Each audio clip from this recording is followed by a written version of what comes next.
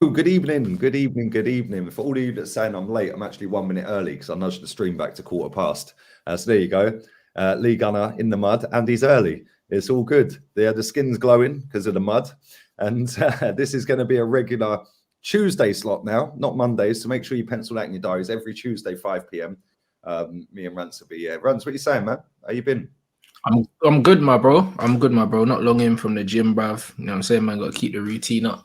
Now, I've been good still. I've been good. Can't complain, man. Big up everyone watching as well. Always good numbers for the show.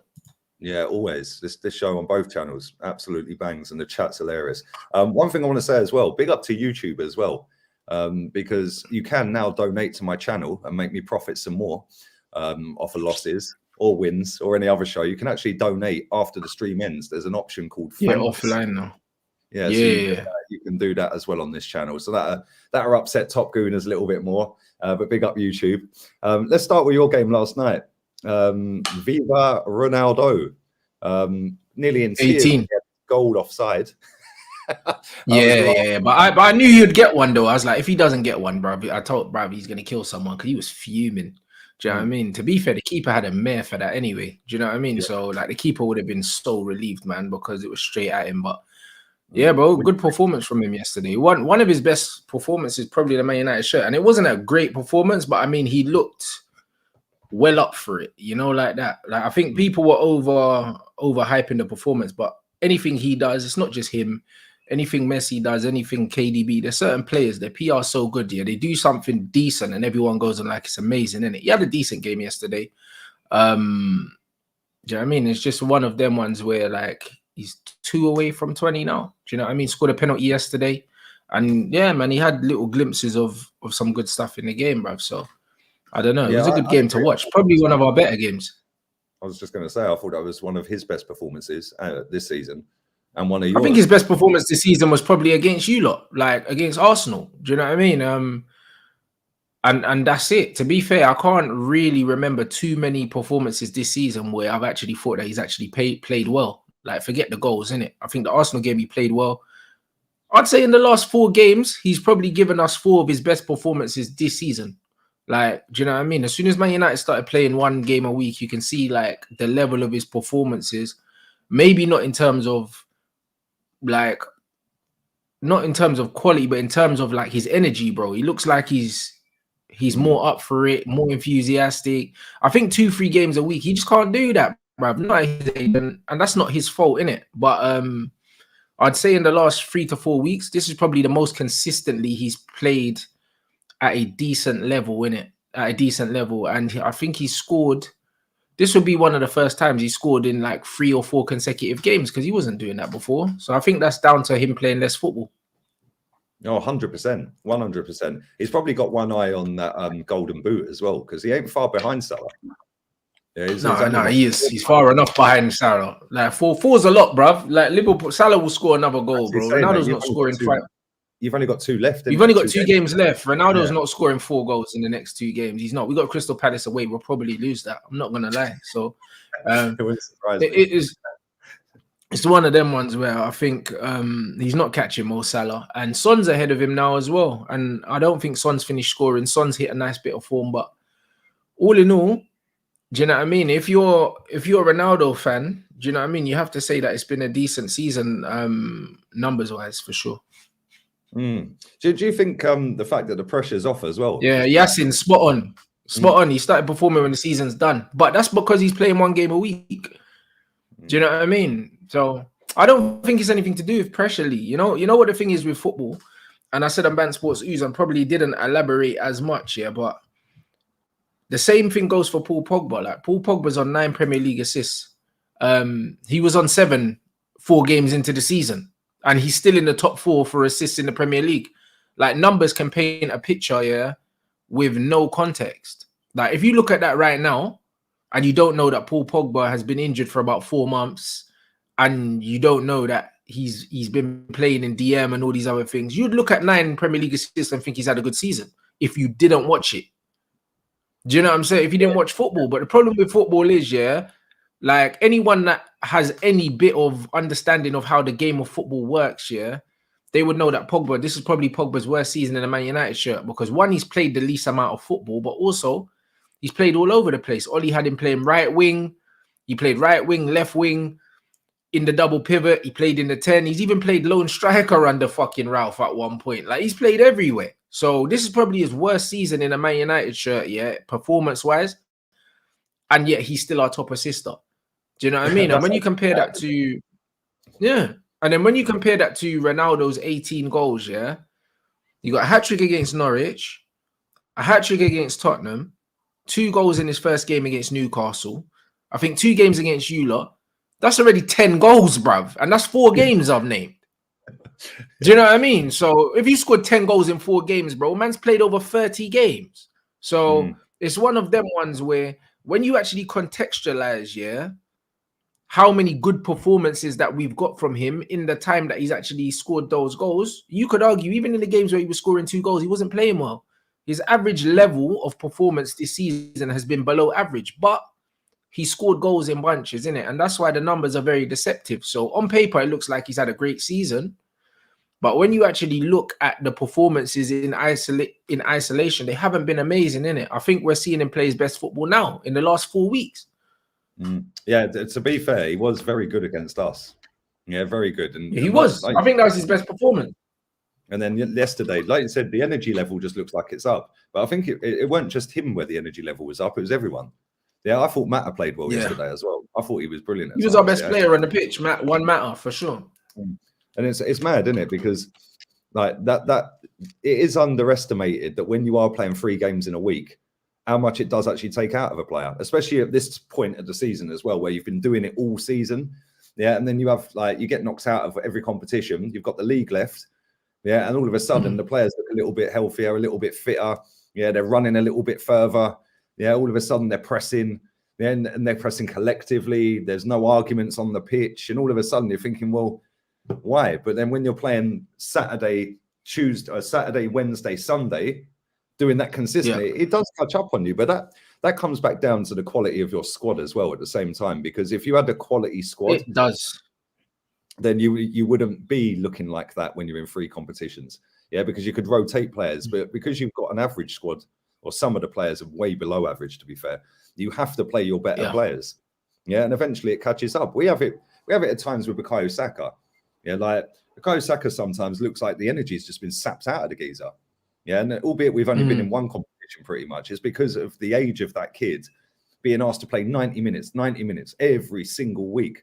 But then other times when we have like an extra day off, like so it's 8 days or 9 days till our next game, next time he plays, it's like the Energizer Bunny. Yeah, he's running everywhere. And I'm like, whoa, what happened here?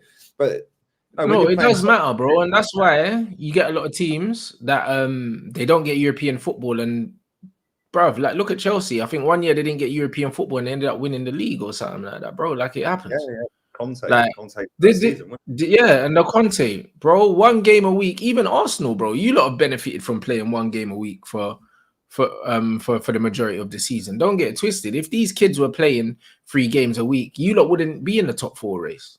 Well, no chance. You wouldn't be there.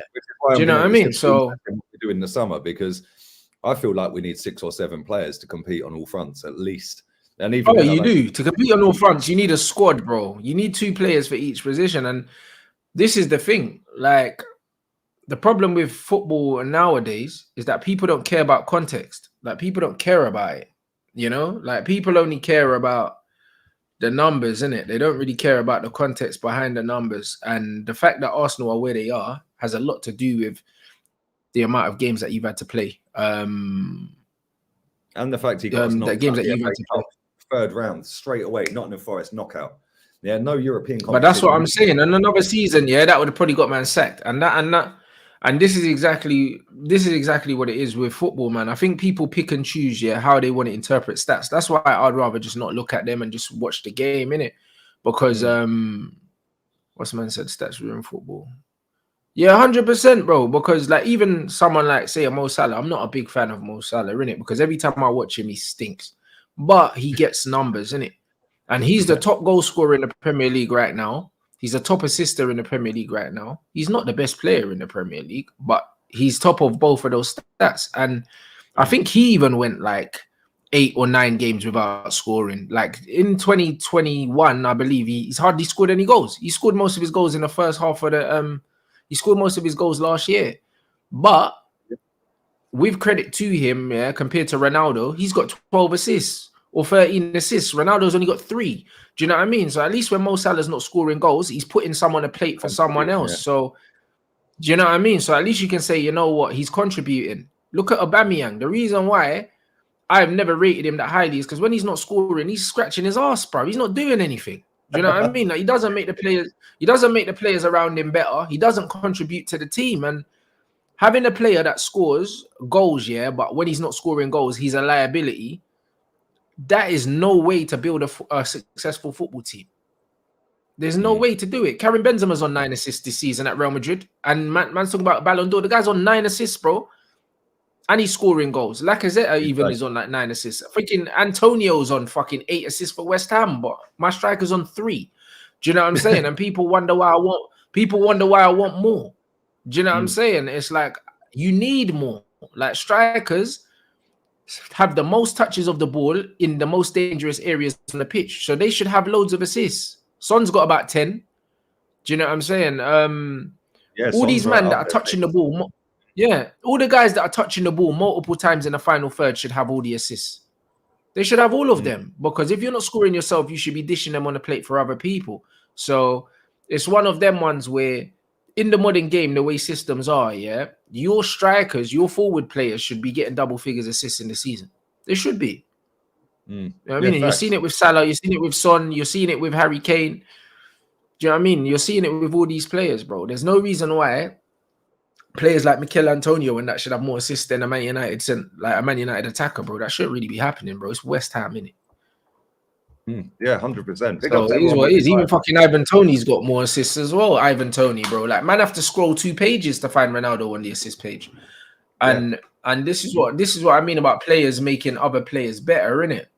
Like, we've got no other player in the team with 10 goals. I'm not saying it's his fault. Do you know what I mean? But the bottom line is, when he came in, I said that Ronaldo is not the answer. He's not the answer. Do you know what I mean? Loads of people saying he's not the problem. Cool, but he's not the solution either. Do you know what I mean? And a lot of people seem to think that he is. So, like, it just is what it is. Credit where credit's due. He's come in and he's replaced Bruno's 18 goals with 18 of his own. Have you? And Bruno stopped scoring. From somebody put a What's tweet that, bro? out. Have you seen the tweet doing the rounds? It said Man United's goals last season 121 in all comps. Man United's goals this season 68. Yeah, Bruno last season 28 goals all comps. This season 9. Marcus Rashford last season 21 goals. This season 5.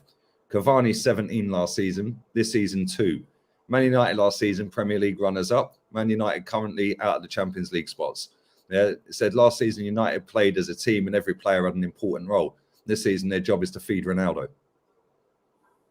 But Lee, I said that a man calling me a hater, bro. So I'm tired. It's true. It is true. You know what I mean? My team, bro. Listen, my team just won another title, bro. Do you know what I'm saying? And I don't have any star players on my bro. I don't have any star players on my team. I don't have any. That's how I like to run my team. No one's more important than anyone else. Everyone's got a job to do. At Man United, is get the ball to Ronaldo. Do you know what I mean? And that's what it is, bro. And that's why when man say, but you're not better without him. That's because when he's not on the pitch, we don't know what to do. Because we don't have a game plan. Do you know what I'm saying? And that's not necessarily his fault. But the bottom line is, he's not the answer. He never was the answer. Do you know what I'm saying? And having a player like that causes its own problems. There's a reason why Manchester United's most prolific, probably Man United's most prolific striker in my lifetime, played at our club, and it was one of our most unsuccessful spells ever, Ruud van Nistelrooy. He's got 1 Premier League title to his name, and he's probably the best finisher that's ever played for this football club. Like, goals alone, are not enough to guarantee winning trophies, bro, like from one player. Because when Ruud was scoring all those goals, no one else was scoring, bro. Man United started sharing the goals around and we won the treble. We won the double. We won the Champions League and Champions League double in 2008 after we got rid of him. And that's the point. When you've got wingers that chip in with 10, 12, 15 goals each, then you've got a couple of CMs that chip in with 10. All of a sudden, you've got 50 goals from without your striker. Now I've had your striker. Bro, look at Manchester City as a prime example, Manchester City, yeah, are a prime example of this, yeah, because if you look at Manchester City, for instance, yeah, if you look at the top scorers in the Premier League, Man City don't have a goal scorer in the top 8. You've got Kevin De Bruyne, Mahrez on 11, a ninth. In ninth, bro, on 11 goals. Liverpool have Diogo Jota, Sadio Mane, and Mo Salah in the top 5, and they're still behind City. Because City got their goals spread all around from midfield, attack. Jesus is plugging away. Gabriel Jesus is on 8 Premier League assists, you know. That guy don't start every week. Do you understand what I'm saying? City have spread their goals and assists around the team, whereas Liverpool's don't really get many goals from midfield. And City's goals from midfield are probably going to City's goals from midfield are probably going to win them the title, not their attackers. Do you know what I mean? But these are stats that people don't want to focus on, Lee. That's true, man. It's true. Big up to everyone watching live. This comment, Ivan Toney has 8 chances. Big up to everyone who's dropped the super chat in as well, by the way. Thank you very much. I do appreciate it. Tony's created 8 chances created. Ronaldo 7, but he only has 3 assists. Pull up CR7's heat map and stats. Let's access. Will you? I doubt it. To be honest, bro, one plays for newly promoted Brentford and one seen as one of the best players ever to play football.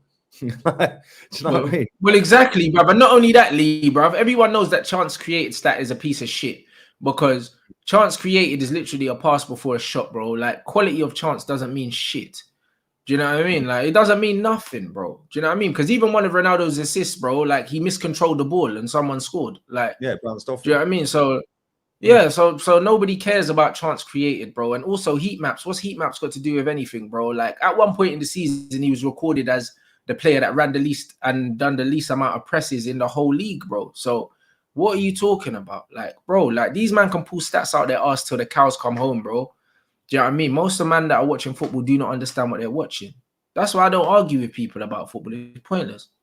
You know what I mean? Even a lot of these pundits that are getting paid to watch football, yeah, don't have a clue what they're fucking watching. So, like, it is what it is. I'm definitely not going to argue with a faceless account on Twitter about it. Like, everyone that knows what they're watching can see, yeah, that most of the time, man plays on the periphery of the game, gets a goal, and then everyone goes crazy, bro. Like, the best Ronaldo that I've seen this season has probably been in the last 4 or 5 games. Probably since the Norwich game. I agree, but the last 2 games especially. Yeah, the last 2 games against Brentford last night and against us, they're, for me, his best 2 performances that I've seen. I don't watch every Man United game. Yeah, I just see highlights sometimes, yeah? Because sometimes you lot are on the same time as us, or sometimes I'm busy, whatever, yeah? But when I've actually sat and watched Man United play, he's been pretty trash most of the season. Yeah, and the games that I have watched him, yeah, but last night I thought he was pretty decent. Yeah, and against us he was decent. But the thing is like, it's all well and good. Like, just coming back to heat maps, yeah. I've seen multiple heat maps this season where him and Bruno are literally a yard apart as their 90-minute heat map. Yeah. How is that even possible? Yeah, it's possible because Bruno was the Man United are shambles. Yeah, and now Bruno's trying to occupy the same position as last season, but now he's finding himself right up the backside of Ronaldo in front of him. Yeah, but that's why Ronaldo's getting the goals, because he's getting into the areas that Bruno used to get into. But the thing is, like man said, like someone said in the chat, yeah, Man United finished second, yeah, because of penalties. That's bullshit. Because Bruno scored 18, yeah, and literally Ronaldo's on 18 now. So what's it got to do with penalties, bro? Like, they both scored 18 goals. The difference is, like Lee read out, Man United as a team scored more goals last season than they are this season. Because they played more as a team last season. Well, there you go. So Man United didn't finish second. There you go. Big up to Ezio as well for the donations. Yeah, I know you watch the show all the time. Big chances created can be deceptive as well, right? Because you've got to understand who the player is, yeah, that they're putting through on that big chance, the team they're up against in terms of the quality, yeah, the angle that the player receives the ball, yeah, and how many players are around the player when it's classified as a big chance created. I've seen. Lee, you're talking too much sense, bruv. You're talking too much sense. Bruv, listen, don't even break it down to these guys, bro. Do you know what I mean? Like, let these guys just chat shit, bruv. I can't even lie. You got more patience than me, bro. Big chances created. All these things don't mean nothing. These men saying that Bruno's the most creative player in the Premier League for the last 2 seasons, but then complaining Man United strikers don't get service. How the fuck does that make sense? If Bruno's creating so many chances, then why are our strikers starving? Because that stat is bullshit. That's why. Big chances created. All these stats are crap. They don't mean anything, bro. They mean nothing. Chances. What's a fucking chance, bro? What's a chance to me might not be a chance to him, bro. Somebody else, yeah. Do you know what I'm saying? That's like, what I'm saying. You got to take. I mean, that doesn't make no sense. No, you got to take into account who you put him through on goal, and all of that. But listen, big up to everyone watching, man. There's 666 people watching. Lee Gunner the Devil. Make sure you subscribe to Rance's channel. The link's in the title. Make sure you check the Twitch as well. Go and follow and subscribe to that. And let's move on to the Arsenal game, because Arsenal did beat West Ham, and it weren't pretty, that's for sure. They actually surprised me, because I thought they'd drop a lot more players than they dropped. Yeah, it was only really Antonio and Souček, really. It was a lot stronger than I thought it'd be. We obviously won the game 2-1. What did you make of the game overall? It was a weird one. I'm not gonna lie, bro. It was just, I don't know. At this point of the season, man, just say, you know what, that was a professional performance, innit? Because it was a strange game, man. At the beginning of the game, it was quite boring. I'm not gonna lie. There wasn't much going on in between either box, and then Arsenal got the goal out of nowhere, and then even then the game didn't really catch fire, bro. It was one of them games where the game was threatening to kind of open up, and then it never did, innit? Like it was a strange one. Like it wasn't a great game for the neutrals. Like I watched it, I done a watch along for that, and to be fair, the overall quality of the game wasn't the best, in it. But Arsenal did what they needed to do, bruv, and picked up the win, man. And now we're currently sat 4th in the table, 3 points behind Chelsea. Do you think like the way Chelsea are at the minute, do you think we'll overtake them? Because they've still got to play Leeds United. We've got to play Leeds United. They've still got to play Watford. I don't think they'll slip out the top 4, because I think if Liverpool beat Tottenham, I think they only need 4 points. Yeah, but like, you know, if we ended up finishing above Chelsea, that'd actually be mad, considering they were 10 clear of us at one point. But do you think we are, like, obviously we've still got to play Tottenham. We are 2 points clear of them. Do you think we'll actually get top 4? And if we do you think we'll finish above Chelsea as well?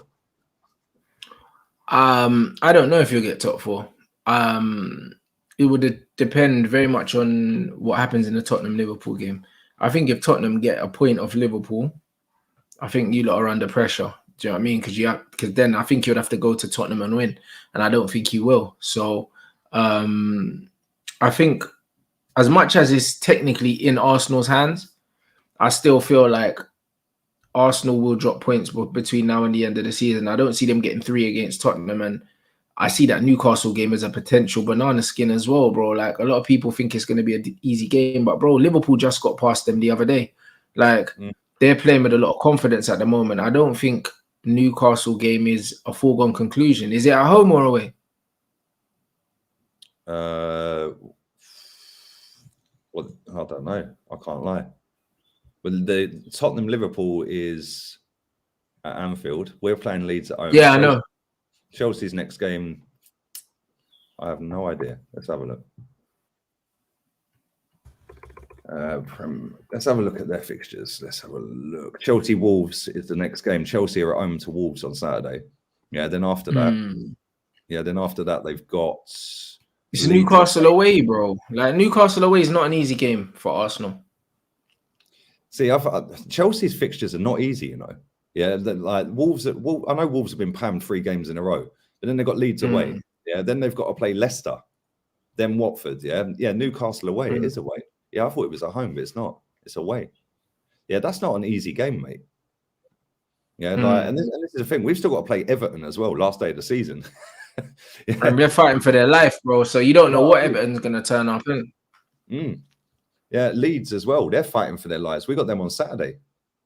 Bro, this is an overlead. That's what I'm saying. As much as a lot of Arsenal fans probably think, you know what, like Tottenham are going to lose to Liverpool, so do you know what I mean? Job done, bro. There's a lot of twists still to come. I believe that like it's not going to be plain sailing for Arsenal just because they're fighting. They're playing a lot of teams that are fighting for their life. Yeah, facts. All three of us are. All three teams. Tottenham have Burnley as well. There you go.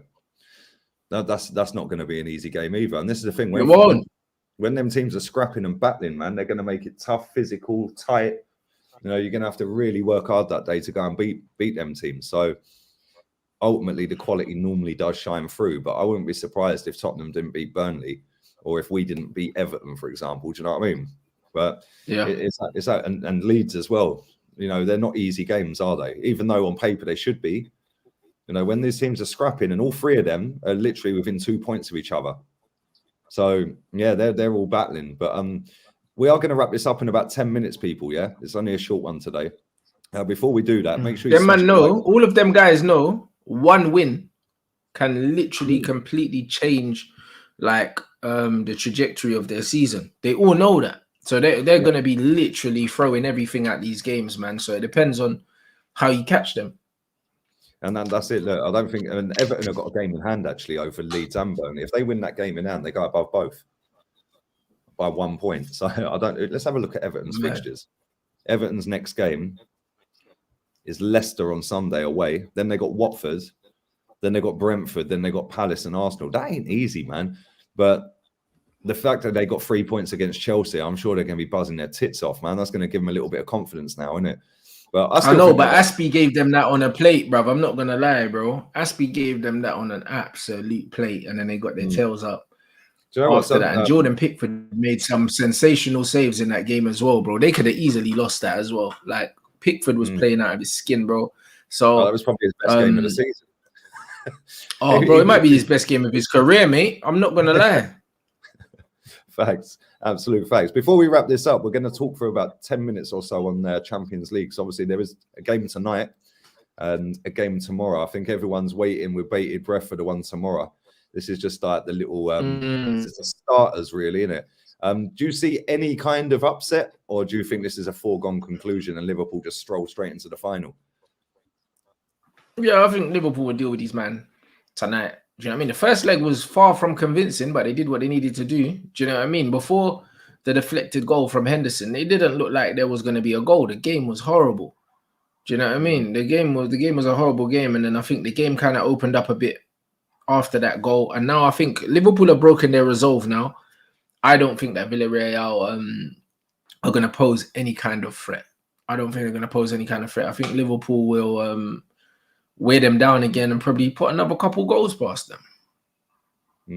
I think that's the thing. Like, the quality normally, like I said, shines through. But Unai Emery rested pretty much his whole 11 at the weekend, which I thought was hilarious because then they lost to the bottom of the table team, lost to Alaves, 2-1. So I'm thinking, well, he obviously rates himself, doesn't he? Like, and he's backing himself, And if they get an early goal, that you never know. Then try and nick one right towards the end. You never know, man. It could go all the way to pens or something. Yeah, which would be mad. They're going to put a fight. They're going to put a shift in. I think the fact that their team's so ancient, will probably end up going against them because they're going to do a lot of running around tonight. Yeah, and especially after they were doing that at Anfield last week with hardly any of the ball. Then they done it against Bayern for 2 games. Juve in the previous. It's not easy when you're lacking on quality and you're 34, 36. Do you know what I'm saying? Eventually, when you're doing that, that catches up on you, man. And I don't think they're getting through Villarreal. I think they'll score. Yeah, but I think Liverpool will probably do them 2-3. Yeah, I just think it'd be foregone conclusion. With the Man City game, I think that's the one the whole world's waiting for, isn't it? Everyone's everyone's waiting for that game because that could go both ways. Yeah, literally, because I think both of them teams, albeit I think Real Madrid are nowhere near as good as Man City squad-wise. Yeah, they have got Karim Benzema, who is in the form of his life, man. Yeah, and they know how to get to these finals. They know how to win these finals constantly. Yeah, Alaba's apparently out for tomorrow. So is John Stones. But with that one, I see City going through as well. But Walker and Cancelo are back. They're going to cook Real Madrid tomorrow. Yeah, I think that might go extra time. I think that one in the Bernabeu, the fans will be up for it. I think Man City will probably be a little bit, not nervous, but they're not gonna go and play how they did last week against them. That's for sure. They're going to be a bit more cautious with it, I think, because they know that they get done on the counter. Even though Walker and Cancelo are back, I still think that the counter attack, Man City are a bit susceptible to that. Yeah, we've seen that quite a few times this season, even against some of the shitter teams in the Premier League. Do you know what I mean? Like Watford fucking ripped them apart at times in that game. But I don't know, man. I think Man City Liverpool final, if I'm honest. I don't know, innit? I don't know what other teams are left. Just Real Madrid and Villarreal.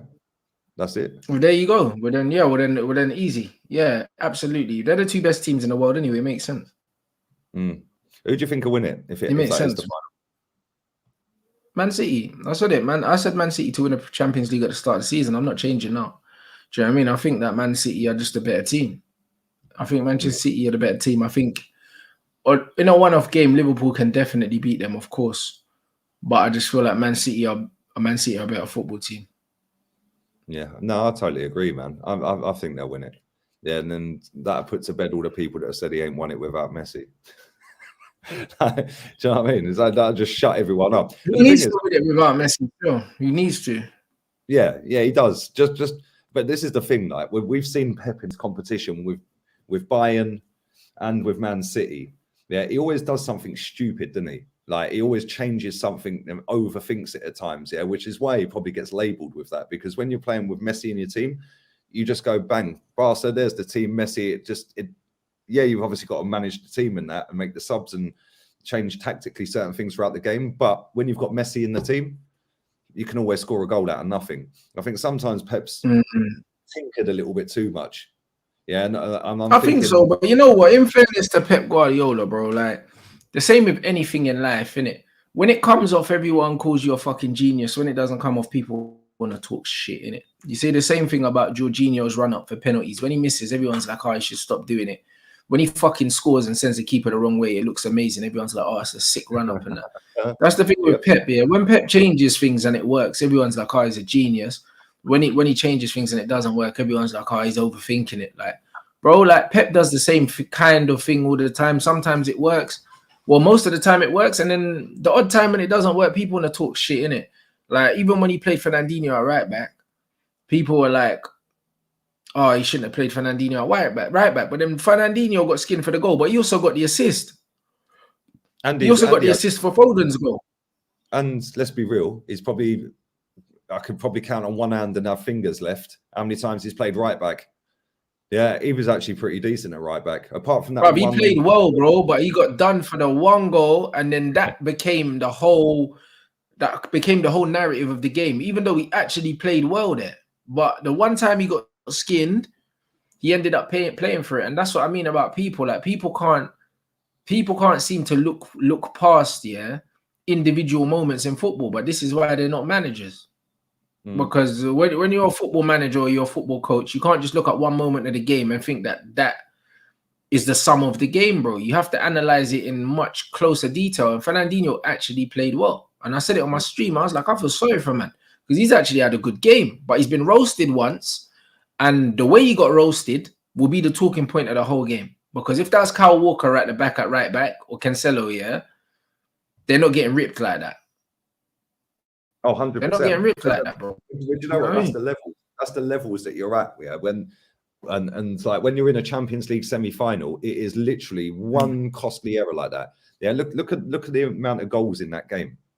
Yeah, like it is bad. And then like the fact that Real Madrid are still in this game is only the fact that Mahrez missed a sitter. Yeah, Foden missed one. You know, there was a couple of other chances that they could have scored. And it's like that game should have genuinely been 6. Yeah, they could have easily got 2. Oh, it should have been, bro. Should have been. And Walker is back and Cancelo are back. But that's the levels you're up. Like a miss from Mahrez, a miss from Foden, all of a sudden, bang, it's 4-3. Yeah, like they could have been 3 or 4-0 up before they even scored the first goal. Yeah, which, let's be real, was not even a half chance. That was just ridiculous, that goal. Yeah, the chance that Foden missed when Mahrez hit the post and it came back to him, he had an open goal and he literally passed it to the one person that was on the line. Like, these things, they probably wouldn't miss that many chances over the course of 3 games, and they missed them all in one game. Like, if the game was 6-1 to Man City after the first leg, neither Real Madrid or anyone else could have had any complaints, because that's what the game looked like. Do you know what I mean? The goal that what's his name scored when he nutmegged Fernandinho, Vinicius, yeah, like 9 times out of 10 you let the ball go through your legs, it does not go through the defender's legs as well. Like, do you know what I mean? It was just one of their moments. And then when you look at the penalty that was given, sometimes they're given, sometimes they're not. On another day, if a guy heads the ball onto his own hand, the referee just waves the game on. Like, literally, that's that. And if you want to look even deeper than that, even Benzema's goal, it was a good goal in that, but bruv, like, that come off man's shin pad and that, like, he didn't really know where it was going. Like, so it's like, it was one of them games where I think Real Madrid rode their luck and overperformed. Yeah, like they definitely outperformed on the score sheet what they actually did on the pitch, and Man City underperformed, and that's how we got the game like that. Do you know what I'm saying? So I don't know, man. If you look at that game closely, man, Real Madrid got dominated. Oh, 100%, 100%. But this is what they do, and this is the history of that football club. That, like, when you think they're down and out at 2-0 down in that game, yeah, all of a sudden, bang, goal. Yeah, when they were down and out with 1 minute to go against Atleti in the final, all of a sudden, bang, Sergio Ramos, 1-0. Yeah, they just knock the wind out of your sails at times, and I don't know how they keep doing it. It's a mentality thing, maybe, because they're not as good as Man City. Yeah, they're probably they're not as good as Liverpool. They're not as good as Man City, but they've got the know-how of how to keep reaching finals and winning them. Yeah, and they've got the know-how of always arriving in the latter stages, the semis, the finals. Yeah, and that's the ethos that runs through that football club. Yeah, if they have a couple of players that are not on the right mentality, they just get benched, yeah, or kicked out the football club real quick. You know, it's like their fans are relentless, man. Their fans will be jeering and booing if they have one loss. Doesn't matter if they won 15 in a row. They have one loss, they're booing.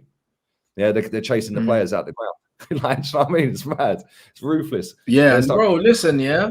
Real Madrid, them man couldn't even beat Chelsea at home, yeah. Chelsea, bro, a team that's been struggling of late, and you think they're going to beat Man City tomorrow. Cool, innit?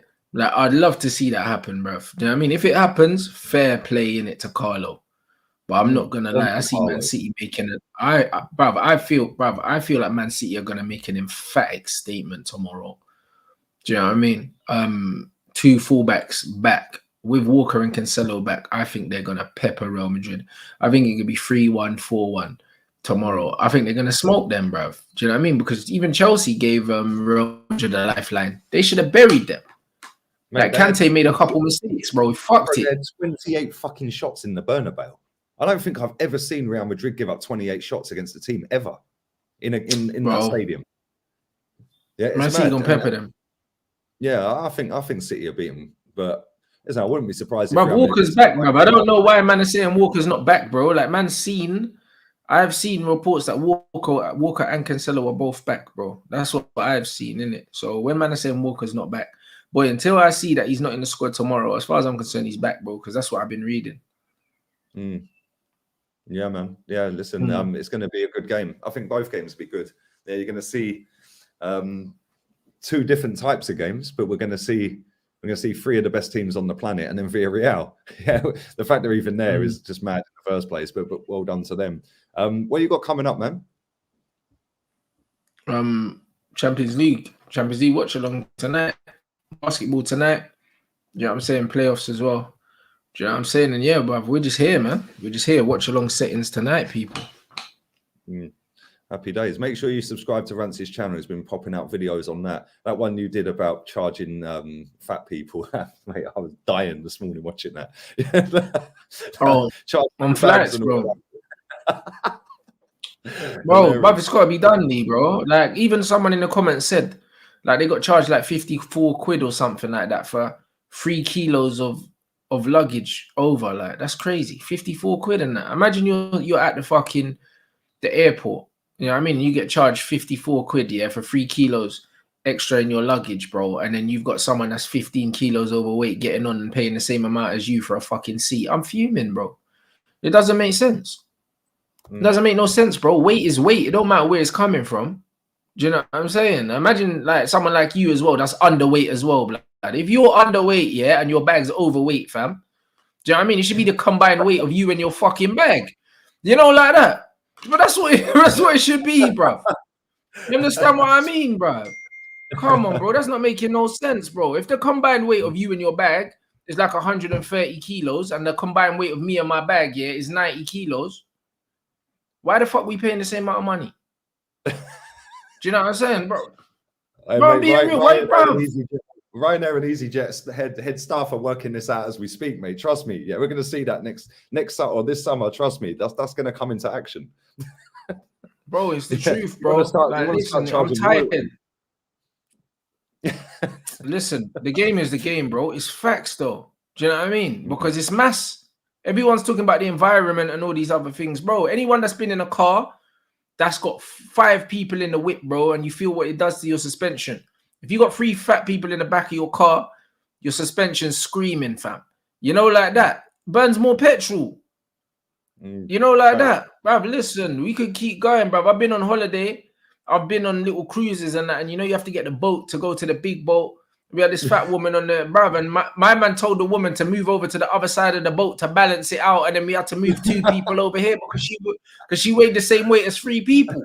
I've got too many examples of these things, bro. Do you know what I mean? It's about balance. If you weigh 100 kilos and your bag weighs 25 kilos, and I weigh 75 kilos and my bag weighs 25 kilos, why am I getting penalized for 3 kilos and you're carrying on an extra 20? You know, like that, bruv, it don't make no sense, bro. Charge her for all the kilos that she's overweight, bruv. That would make more sense. That would actually make more sense, fam. I'm not gonna lie, and this is the problem. And people don't want to hear it, Lee, but it's a fact. No, it is fact. It is fact, man. It is fact. Listen, people, big up to everyone who's watched live, man. Make sure you smash the likes up, subscribe. Don't forget, YouTube are being nice. You can actually donate to the profiting off a loss fund, profiting off a win fund, profiting off of everything. You can actually drop donations now on my videos because they've enabled it, where you can actually drop donations after the stream is finished. So if it's an upload or you've missed the live, you can actually donate, which would trigger so many people. So yeah, go check that out. It's a thing called thanks. You just scroll across where the like button is, just scroll across. But yeah, go and subscribe to Rance's channel. That's in the title, blue hyperlink, hit it straight there. And the Twitch content, the link for that is in the live. It's pinned. So go and subscribe and show some love to that as well. I'm done. 4 straight streams. I'm out of here, people. I'm back again tomorrow.